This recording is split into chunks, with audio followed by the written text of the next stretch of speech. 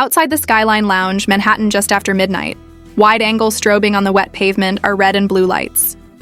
Glass towers reverberate with sirens. With their phones held aloft like fireflies, club patrons spill out onto the pavement. The camera moves to Jim, who has a ripped jacket at the shoulder and a heaving chest. An unstable perimeter is maintained by security personnel. The heartbeat of Manhattan falters as the night devolves into mayhem. This is no longer a verbal skirmish for Harlem's capo. It's a moving headline. 2 police cars scream to a halt. Doors fling open, Officer 1, commanding, "Everybody back! Clear the sidewalk!" The crowd pushes forward anyway, chanting, "Dipset! Dipset!" Close up on Jim's face, anger cooling to calculation. Jim. Put Renee on the phone, low to his manager. Right now. With his hand on his holster, an NYPD sergeant walks up. "Jones, James, we must discuss what transpired upstairs." Jim's shoulders are squared. "I didn't hit anyone. Speak with security." Every breath is captured by phones, and every second becomes a potential viral video.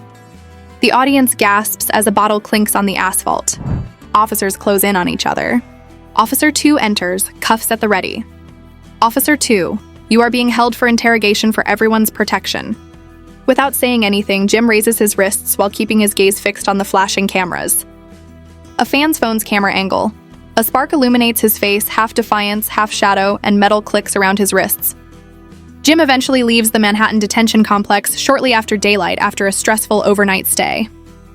It's quieter, almost as if the city is holding its breath. Jim hardly responds as cameras flash and fans yell, "Free Capo!" Inside, he keeps reliving the night. The flashing lights, the pain of betrayal, the anonymous report that almost escalated a fight into a charge that ended his career.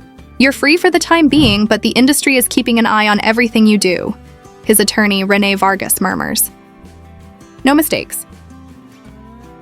Within hours, Jim's PR team locks down a conference room in a midtown hotel. Publicists debate hashtags, crisis managers draft statements. Jim stops them mid-sentence.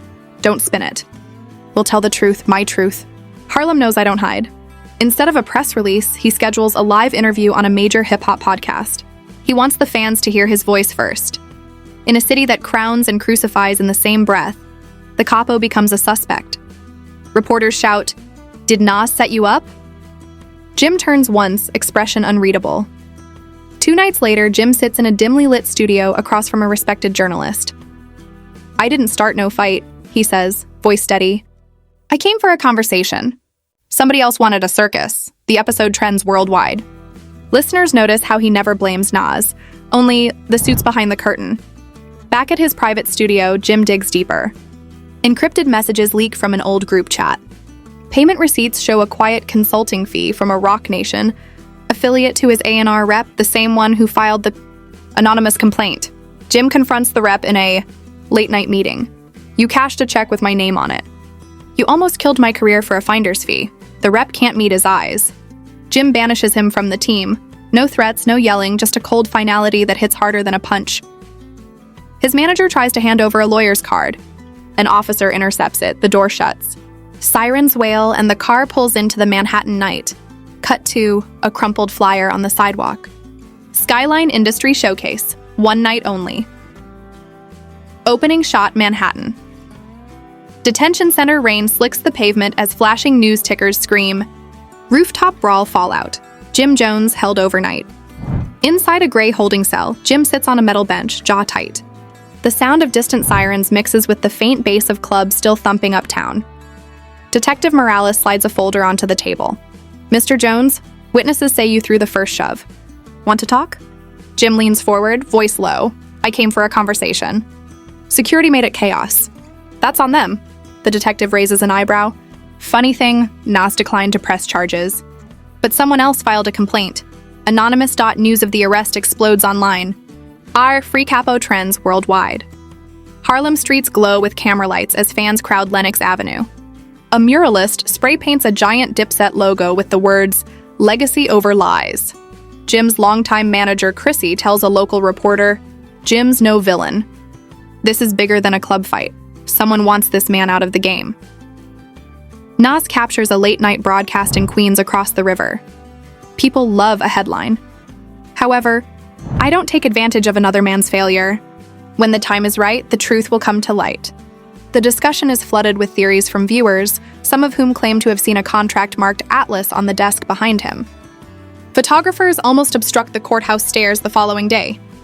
Jim shows up with his attorney, Rene Vargas, at his side in a fitted charcoal suit. Prosecutor. The defendant caused property damage and caused a public disturbance. Rene responds by playing slow-motion video of a bouncer's arm hitting first. Jim is released on conditional bail by the judge, who warns him that any further incidents, and you're back behind bars. Jim assembles his closest group at a hidden Midtown studio. I got word the anonymous complaint came from inside, he says. Phones go silent. Eyes shift. Finally, his A&R rep admits, I leaked the video and filed the complaint. Rock Nation paid for proof that you'd explode. It was just business. Project Atlas needed a headline. Jim's voice hardens. You sold Harlem for a check. You're done. Out of my camp. Out of this city. That night, Jim posts a single photo to Instagram. Him in the studio, mic in hand, captioned only, Midnight Moves, no rant. No diss. Rather than disappear, Jim flips the narrative. He books a surprise show at the Apollo Theater, announcing it only hours in advance. The line around the block stretches for 3 avenues. On stage, he says, they thought a headline could bury Harlem. They forgot. Harlem writes the headlines. He performs a brand new track, Midnight Moves, filled with sharp bars about loyalty and legacy without naming names. Fans dissect every lyric, convinced the song is the first chapter of Project Atlas. Days later, Jim's phone buzzes. Caller ID. Nas a brief pause, then Nas's voice. Ready to finish what we started? On wax, not in a courtroom? A studio date is set for the following week. The final shot is pure New York. Jim walking alone across the Harlem River Drive at dusk. City lights glittering like camera flashes. Voiceover. He entered the night a suspect, but walked out a strategist. In the empire of hip-hop, even an arrest can become an anthem. Fans speculate about a surprise drop. Blogs light up.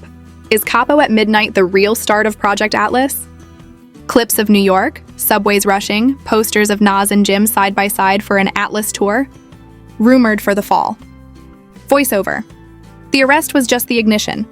In a city where betrayal hides behind contracts and legends trade bars instead of blows, every setback is a setup for the next verse. Jim was taken into custody after the Skyline Lounge scuffle. After a night in holding, he faced a court hearing where video evidence showed security through the first shove. The judge released him on bail and the charges were dropped. Back in Harlem, Jim discovered someone inside his own camp leaked footage and filed an anonymous complaint, leading him to cut ties with that person. He turned the ordeal into music publicity, teasing a surprise track and leaving fans guessing about the mysterious Project Atlas. As dawn broke over Manhattan, the flashing sirens faded, but the questions only grew louder. Jim Jones walked free on bail, yet the night's chaos left a permanent mark on New York's hip-hop skyline. What began as a rooftop confrontation became a citywide spectacle of loyalty tested and alliances exposed. With the mysterious Project Atlas contract still hanging in the air and whispers of betrayal inside his own camp, one truth remains. This was never just about a fight or a deal. It's about legacy. And in the game of rap royalty, legacy is the only prize worth more than $100 million. Prize worth more than $100 million.